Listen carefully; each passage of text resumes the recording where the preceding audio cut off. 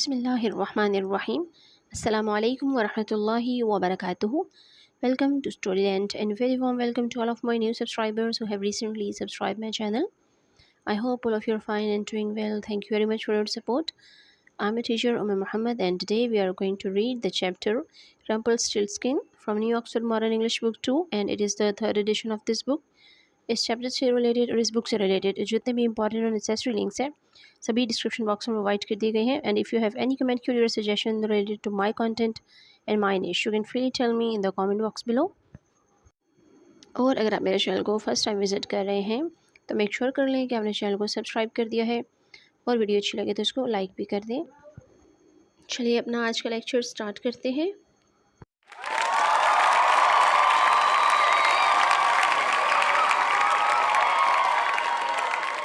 अल्लाहुम्मा अंफ़अनी बिमा अल्लमतनी वअल्लिमनी मा यंफ़अनी वज़िदनी इल्मा वल्हम्दुलिल्लाहि अला कुल्ली हाल। The name of this chapter is Rumpelstiltskin. सबसे पहले है हमारे पास pre reading. Fairy tales are children's stories about magical beings. Fairy tales उन कहानियों को कहती हैं जो मैजिकल बीइंग्स यानी जादुई दुनिया के मुतालिक या जादुई लोगों के मुतालिक होती हैं। What is your favourite fairy tale? आपकी फ़ेवरेट फेरी टेल कौन सी है? आपकी पसंदीदा ऐसी कहानी, परियों की कहानी जिसको बोला जाता है मोस्टली, कौन सी है? डिस्कस विद योर क्लास, अपनी क्लास के साथ डिस्कस करें। सबसे पहले है हमारे पास वर्ड्स टू नो, ऐसे अल्फाज जिनको जानना ज़रूरी है ताकि हम इस चैप्टर को अच्छे से अंडरस्टैंड कर सकें। फर्स्ट वर्ड है हमारे पास be in trouble, be in difficulty और फेस अ प्रॉब्लम यानी किसी मुश्किल में पड़ना या किसी मसले का सामना करना। नेक्स्ट वर्ड है greed, a strong wish to get more and more, ज़्यादा से ज़्यादा हासिल करने की एक शदीद ख्वाहिश जिसको हम उर्दू में लालच भी बोल सकते हैं।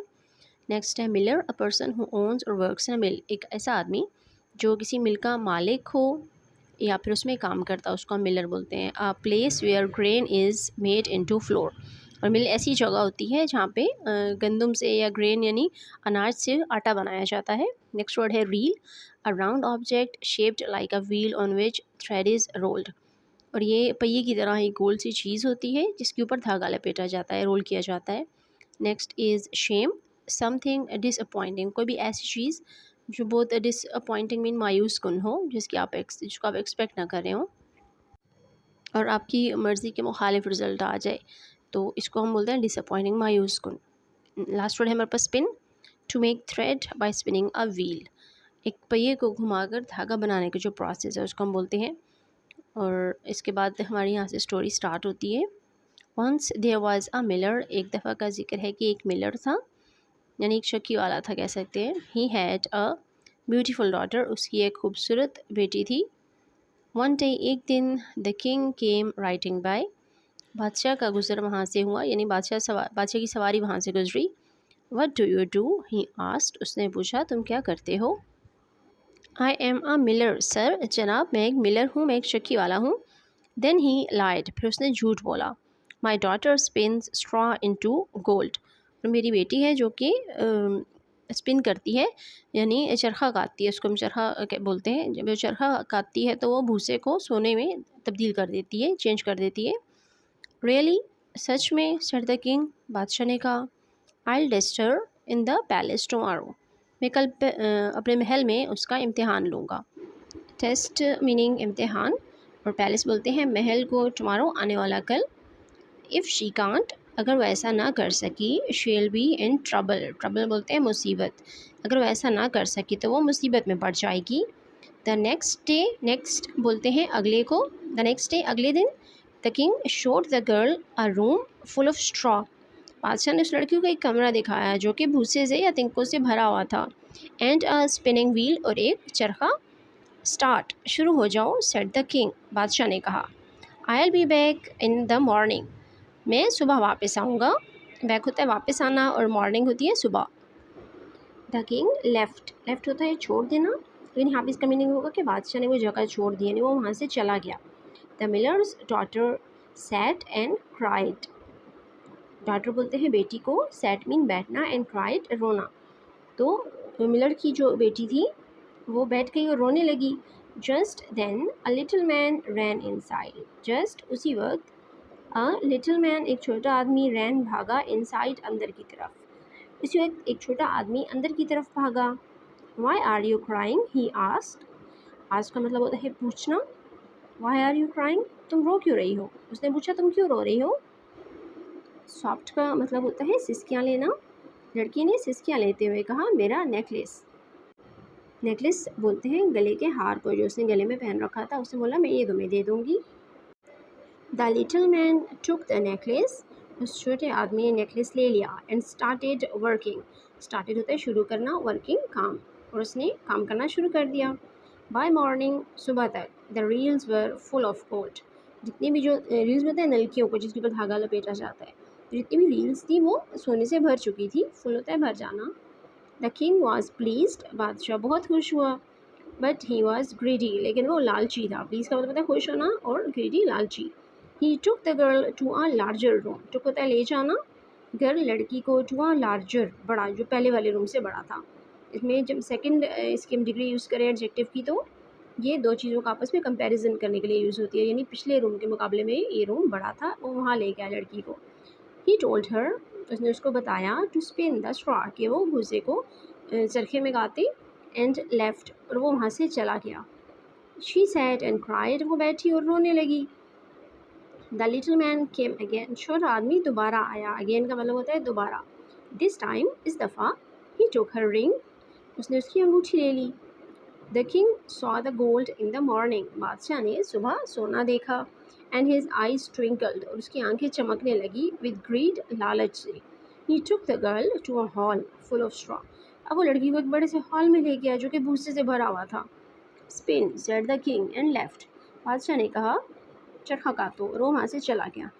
The little man came again. छोटा आदमी दोबारा आया. But the girl had nothing to give him. लेकिन nothing का मतलब होता है कुछ भी ना होना. ये होता है देने के लिए. तो उस लड़की के पास अब देने के लिए कुछ भी नहीं था. Give me your first child. तुम अपना पहला बच्चा मुझे दो. When you become queen. जब तुम मलका बन जाओगी. Said the man. उस आदमी ने कहा. The poor girl agreed. poor बोलते हैं गरीब लेकिन यहाँ पे बेचारी भी कह सकते हैं इसको. Agreed होता है राज़ी हो जाना. तो वो बेचारी लड़की मान गई. इन द मॉर्निंग सुबह में देयर वाज गोल्ड. वहाँ पर सोना था. Weeks later. लेटर होता है बाद में. वीक्स लेटर कई हफ्तों के बाद शी बिकेम द क्वीन. वो मलिका बन गई. अ ईयर लेटर एक साल के बाद शी हैड अ चाइल्ड. उसका एक बेबी हुआ या उसका एक बच्चा हुआ. एंड देन और फिर द लिटिल मैन रिटर्न. वो छोटा आदमी वापस आ गया. रिटर्न होता है वापस आना. ओ please sir soft the queen. अब मलिका ने सिसकियाँ लेते हुए कहा जनाब मेहरबानी फरमाइए. I am rich. मैं अमीर हूँ. Take anything. कुछ भी ले लें. But not my child. लेकिन मेरा बच्चा मत लें. If you find out my name. अगर तुम मेरा नाम तलाश कर लो यानी तुम्हें मेरे नाम का पता चल जाए इन 3 days 3 दिनों में. Said the man. उस आदमी ने कहा कीप योर चाइल्ड. तुम अपना बच्चा अपने पास रख सकती हो. कीप का मतलब होता है रखना. When जब he came the next day. जब वो अगले दिन आया. came का मतलब होता है आना और कम की सेकंड फॉर्म है यानी पास्ट टेंस यूज़ हो रहा है. She sang out names. उसने उसके सामने नाम पढ़े. एब, ब्रैथोलम्यू, कैस्पियन, ड्रू. नो ही स्क्रीम्ड. वो चिल्लाया. नहीं ऑल रॉन्ग. सब गलत है. द नेक्स्ट डे अगले दिन शी ट्राइड अगैन. उसने दोबारा कोशिश की. And the man shouted. और आदमी चिल्लाया नो नहीं. दैट इवनिंग उस शाम a messenger came and said. एक पैगाम रसा. मैसेज बोलते हैं पैगाम को और मैसेंजर होता है पैगाम रसा. पैगाम पहुंचाने वाला. उस शाम एक पैगाम पहुंचाने वाला आया और कहने लगा I heard a little man. मैंने सुना है एक छोटे आदमी को सिंगिंग दिस सॉन्ग जो कि ये गाना गा रहा था. सिंगिंग होता है गाना गाना और सॉन्ग होता है गाना. ओ what a shame. Oh what a shame. She doesn't know Rumpelstiltskin my name.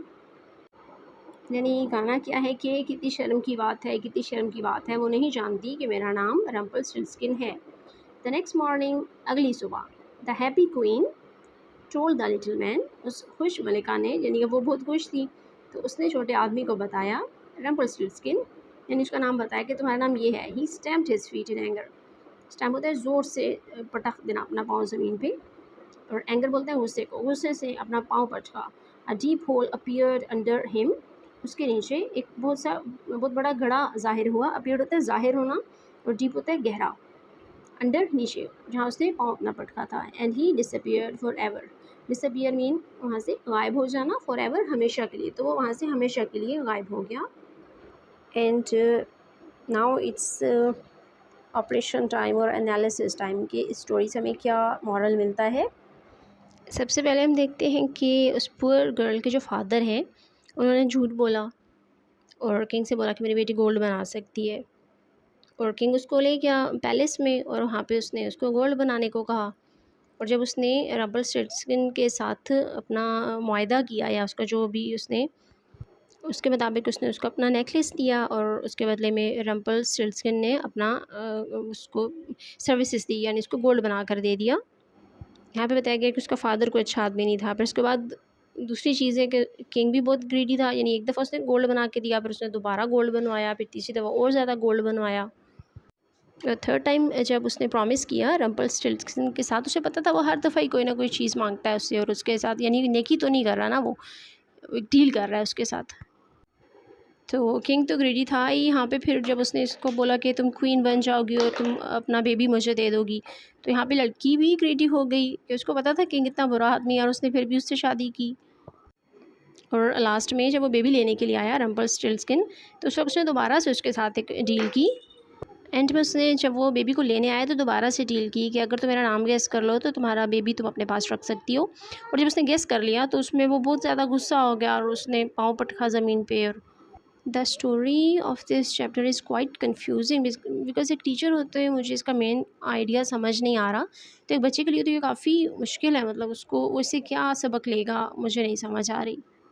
इस चैप्टर के थ्रू क्या मॉरल वैल्यूज़ देने की कोशिश की आ रही है। अगर आपको कुछ समझ आ रहा है तो आप मुझे कमेंट सेक्शन में बता सकते हैं मेरी क्लैरिटी के लिए।